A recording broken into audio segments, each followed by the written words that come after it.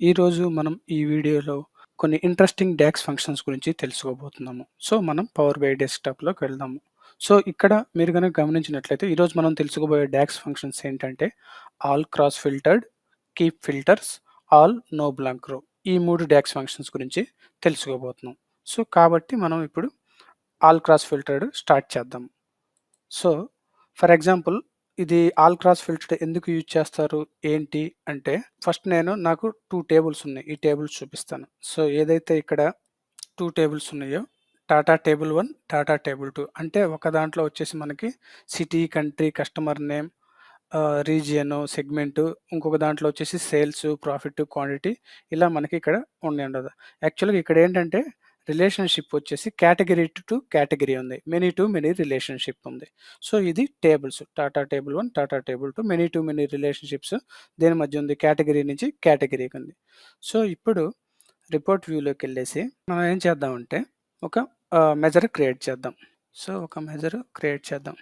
So, ఇప్పుడు ఇక్కడ ఏం చేద్దామంటే ఫస్ట్ మనము ఆల్ సేల్స్ క్యాలిక్యులేట్ చేద్దాం. All sales calculate total sales, comma all of Tata table 2, Tata table 2 bracket close. So, ఇప్పుడు మనం ఈ మెజర్ క్రియేట్ చేసాము. సో, ఒక టేబుల్ చార్ట్ తీసుకుందాం. ఇక్కడ టేబుల్ చార్ట్ తీసుకొని ఈ టేబుల్ చార్ట్‌లో ఏదైతే కేటగరీ ఉందో ఈ కేటగరీ డ్రాగ్ చేసి దాని తర్వాత ఫస్ట్ టోటల్ సేల్స్ డ్రాగ్ చేద్దాం. టోటల్ సేల్స్ వచ్చేసి some of Tata table 2 sales new sales ఇది డ్రాగ్ చేశాను. డ్రాగ్ చేస్తే మనకి ఎంతొచ్చింది? ఈ విధంగా కేటగరీ వైజ్ సాగ్రిగేట్ అయింది. నేను ఫార్మాటింగ్ సెట్టింగ్స్‌లో కొంచెం అడ్జస్ట్ చేస్తాను వాల్యూస్. బోల్డ్. అదేవిధంగా కాలమ్ హెడర్స్ బోల్డ్. సో, ఇది total sales category wise total sales. So, ఇప్పుడు మనం ఆల్రెడీ ఆల్ సేల్స్ క్యాలిక్యులేట్ చేసాం. ఆల్ సేల్స్ కూడా ఇక్కడ డ్రాగ్ చేయండి.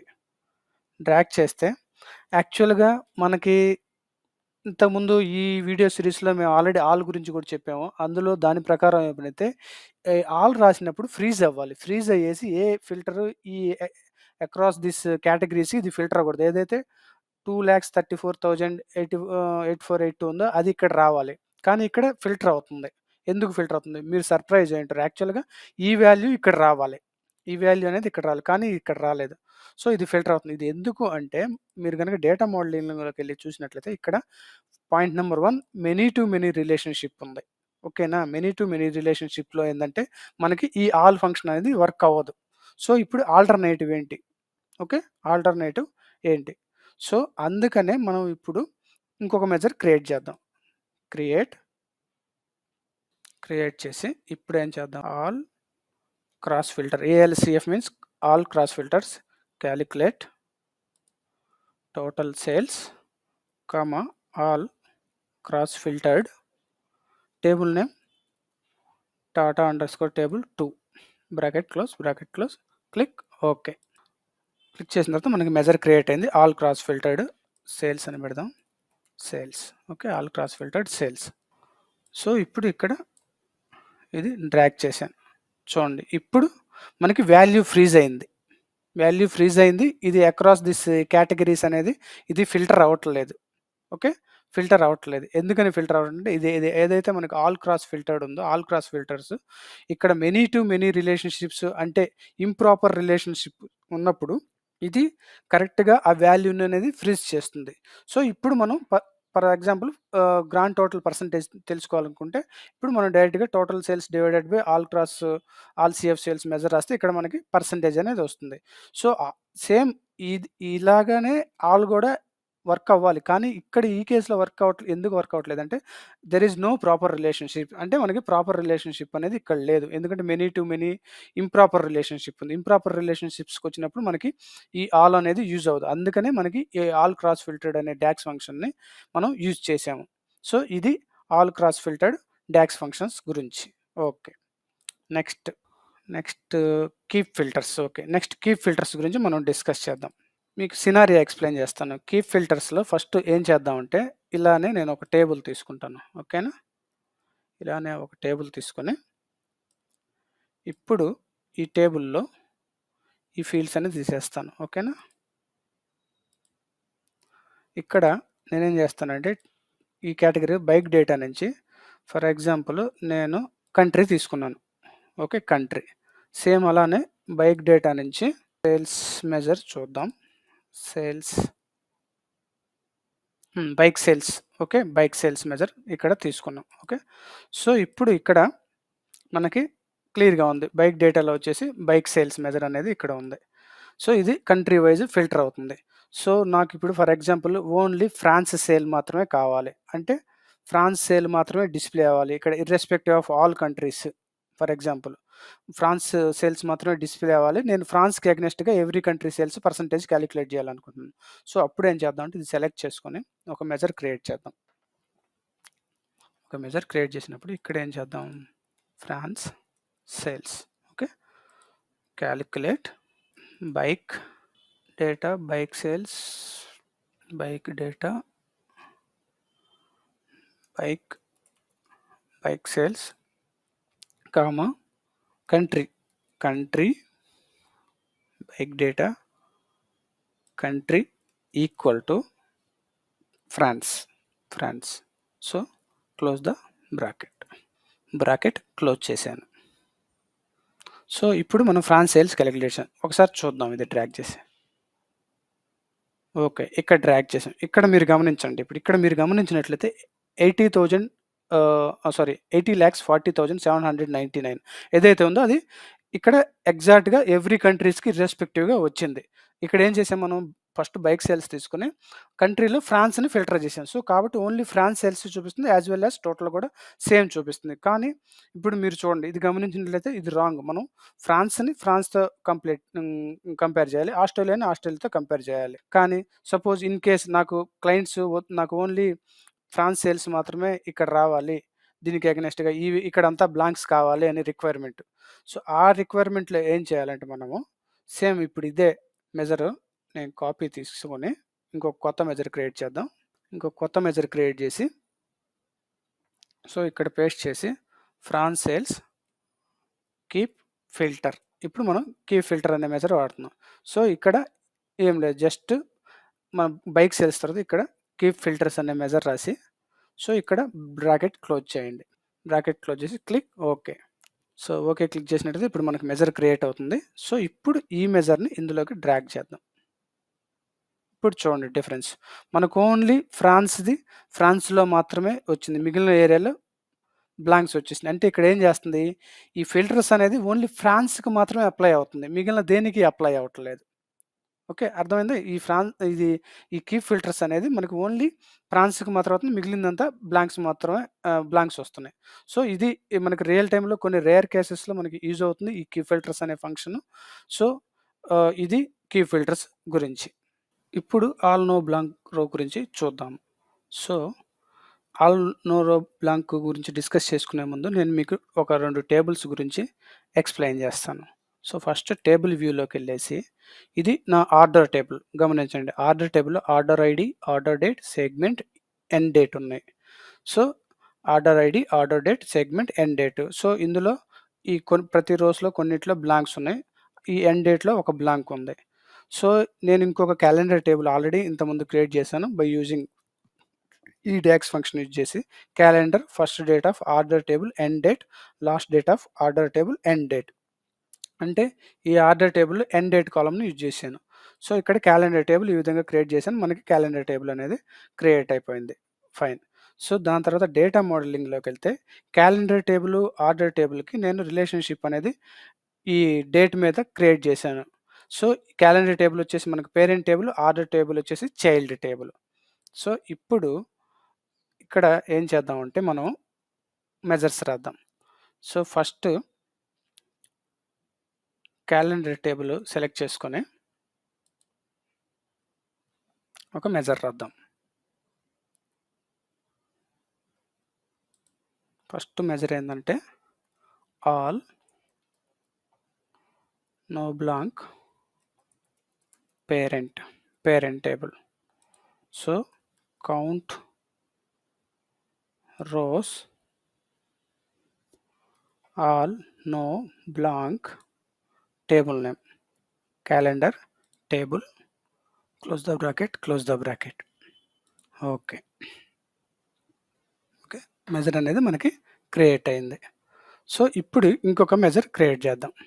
దీన్ని కాపీ తీసుకొని ఇంకొక మెజర్, న్యూ మెజర్ క్లిక్ చేసి పేస్ట్ చేసి ఇక్కడ ఆల్ నా బ్లాంక్లో జస్ట్ ఆల్ అనేది ఇద్దాం.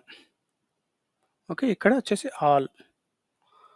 All rose, all rose. Okay. So measure అనేది మనకి క్రియేట్ అయింది.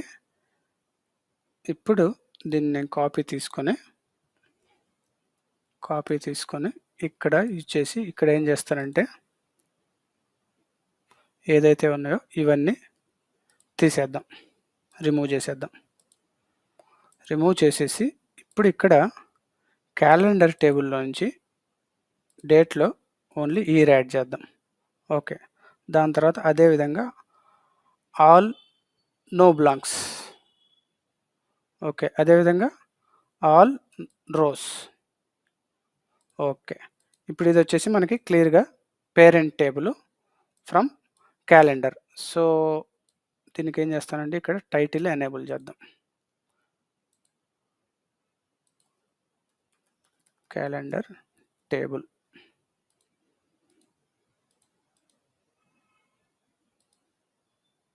ఓకే. ఇది క్యాలెండర్ టేబుల్. ఓకే. సో ఇప్పుడు మీరు ఇక్కడ గమనించినట్లయితే మనం ఏదైతే మెజర్ ఇక్కడ రాసామో ఆల్ నో బ్లాంక్. సో ఇదేం చేస్తుందంటే ఇక్కడ ఆటోమేటిక్గా ఒక బ్లాంక్ వాల్యూని క్రియేట్ చేస్తుంది. ఇయర్లో బ్లాంక్ వాల్యూని క్రియేట్ చేస్తుంది. రోస్ కూడా 1340 రోస్ ఇస్తుంది. ఒకసారి చూద్దాం. సో ఇక్కడ మీరు కనుక గమనించినట్లయితే మనకి 1340 rows, 1340 distinct values correct. So but all వచ్చేసి 1341 ఇస్తుంది. సో ఇప్పుడు ఇక్కడ ఏదైతే మన పేరెంట్ టేబుల్ ఉందో, సో ఈ పేరెంట్ టేబుల్ చైల్డ్ టేబుల్ తోటి కనెక్ట్ అయ్యింది. సో ఇక్కడ మనకి ఏదైతే అన్‌మ్యాచ్డ్ రోసు కొన్ని అన్‌డిఫైన్డ్ వాల్యూస్ ఉంటాయో వాల్యూస్‌లో దాన్ని కన్సిడర్ చేసుకొని ఇది మనకి 1341 ఇస్తుంది. బట్ ఆల్ నో బ్లాంక్స్ అనేది 1340 ఇస్తుంది. సో ఇప్పుడు ఇంకొక మెజర్ రాద్దాం ఇదే విధంగా. సో ఇప్పుడు ఆర్డర్ టేబుల్లోకెళ్ళేసి న్యూ మెజర్ తీసుకొని సో ఇక్కడ ఆల్ నో బ్లాంక్ బ్రాకెట్‌లో child, for example child table కూడా child, calculate count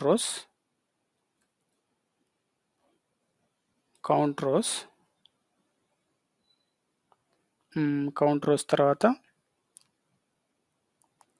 all no blank రో, టేబుల్ వచ్చేసి మనకి order table.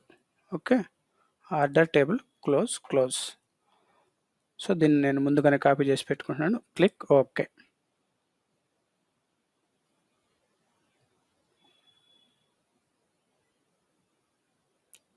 Okay. Next same అదే విధంగా ఇప్పుడు ఇంకొక న్యూ మెజర్ క్రియేట్ చేద్దాం. సో ఇప్పుడు ఆల్ రోస్ కౌంట్ చేద్దాం. All rose. సో ఇక్కడ ఆల్ నో బ్లాంక్స్లో నో బ్లాంక్ రో తీసేసి క్లోజ్ చేసేద్దాం.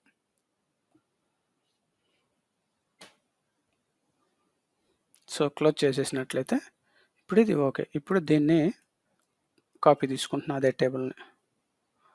సో కాపీ తీసుకొని దీన్ని ఫస్ట్ రీనేమ్ చేద్దాం. టైటిల్ చైల్డ్ టేబుల్, ఇది order table. Okay. Order table. So ఇప్పుడు ఇక్కడ ఏం చేద్దామంటే ఈ రెండు తీసేసి ఆల్ పేరెంట్, ఇది దీని ప్లేస్లో మనం ఏదైతే ఆర్డర్ టేబుల్ నుంచి యూజ్ చేసామో క్రియేట్ చేసామో ఆ మెజర్స్ డ్రాగ్ చేద్దాం. So all no blank rows, all rows child. So ఇప్పుడు మీరు ఇక్కడ గమనించినట్లయితే సో ఇక్కడ ఎందుకు రావట్లేదు, ఒక రో ఎందుకు తగ్గట్లేదు, ఇక్కడ అన్ని 14 చూపిస్తుంది. కానీ ఇక్కడ వచ్చేసరికి 1340. ఇక్కడ ఎన్ని రోస్ ఉన్నాయో చూద్దాం. టేబుల్ వ్యూలోకి వెళ్ళేసి టేబుల్ వ్యూలో మనం ఆర్డర్ టేబుల్ కదా, hmm. 14 rows 14 distinct values including blank. So, ఇక్కడ 14 ఎందుకు చూపిస్తుందంటే, ఇక్కడ ఏదైతే మనకి చైల్డ్ టేబుల్‌లో ఉందో, ఈ ఆల్ నో బ్లాంక్ అనేది చైల్డ్ టేబుల్‌లో వర్క్ అవ్వదు. ఇది ఓన్లీ పేరెంట్ టేబుల్‌లో మాత్రమే వర్క్ అవుతుంది. సో, ఏదైతే అన్‌మ్యాచ్డ్ వాల్యూస్ ఉన్నాయో ఫ్రమ్ పేరెంట్ టేబుల్ నుంచి చైల్డ్ టేబుల్‌కి, ఆ కేస్‌లో మాత్రమే ఇది మనకి వర్క్ అవుతుంది. ఇక్కడ చూడండి మనకి క్లియర్‌గా 13, 40 చూపిస్తుంది. బ్లాంక్స్ ఏం లేవు కాబట్టి యాజ్ ఇట్ ఈస్‌గా ఎగ్జాక్ట్‌గా. సో, ఇక్కడ మనకి బ్లాంక్స్ ఉన్నా గాని ఇది 14 రోస్ చూపిస్తుంది. సో, ఇదేందంటే చైల్డ్ టేబుల్‌కి వర్క్ అవ్వదు. ఓన్లీ మనకి క్యాలెండర్ టేబుల్‌కి మాత్రమే వర్క్ అవుతుంది. సేమ్ అదే మనకి ఇక్కడ మైక్రోసాఫ్ట్ డాక్యుమెంటేషన్‌లో కూడా వీళ్ళు ఇక్కడ అదే మెన్షన్ చేశారు. ఇక్కడ గనుక మీరు గమనించినట్లయితే ఏదైతే ఎగ్జాంపుల్ ఇచ్చాడో సేమ్ అదే విధంగా చూడండి. First count rows all no blank. ఇక్కడ 1280, 1281 ఇదేంటిది? ఇదొచ్చేసి మనకి ఇది పేరెంట్ టేబుల్. తర్వాత ఏదైతే చైల్డ్ టేబుల్ ఉందో ఇది వేరే టేబుల్ చూడండి. ఇది డీటెయిల్డ్ సెల్లర్. ఇక్కడొచ్చేసి డేట్ టైమ్ టేబుల్. ఇక్కడ సేమ్ చూపిస్తుంది. సో, ఇక్కడ కూడా వాళ్ళు అదే మెన్షన్ చేశారు. Now the 2 measures have the same results. This is because all no blank function does not count truly blank rows in a table but only handle the blank rows in a special case generated in a parent table. Parent టేబుల్‌లో మాత్రమే ఇది work అవుతుంది. Child టేబుల్‌లో work అవ్వదు. So, ఇది మనకి ఈ all no blank DAX function గురించి. సో, ఈరోజు మనము ఈ 3 డాక్స్ ఫంక్షన్స్ గురించి తెలుసుకున్నాము. సో, వీటిని బాగా ప్రాక్టీస్ చేసి నేర్చుకోవాల్సిందిగా కోరుతున్నాను. సో, ఈ వీడియోని మీరు లైక్, కామెంట్, షేర్ చేయవలసిందిగా కోరుతున్నాను. కేఎస్ఆర్ డేటా విజన్ యూట్యూబ్ ఛానల్‌ని సబ్స్క్రైబ్ చేయవలసిందిగా కోరుతున్నాను. ఈ వీడియో చూసినందుకు ధన్యవాదాలు. ఇంకొక ఇంట్రెస్టింగ్ వీడియోలో మళ్ళీ కలుద్దాం.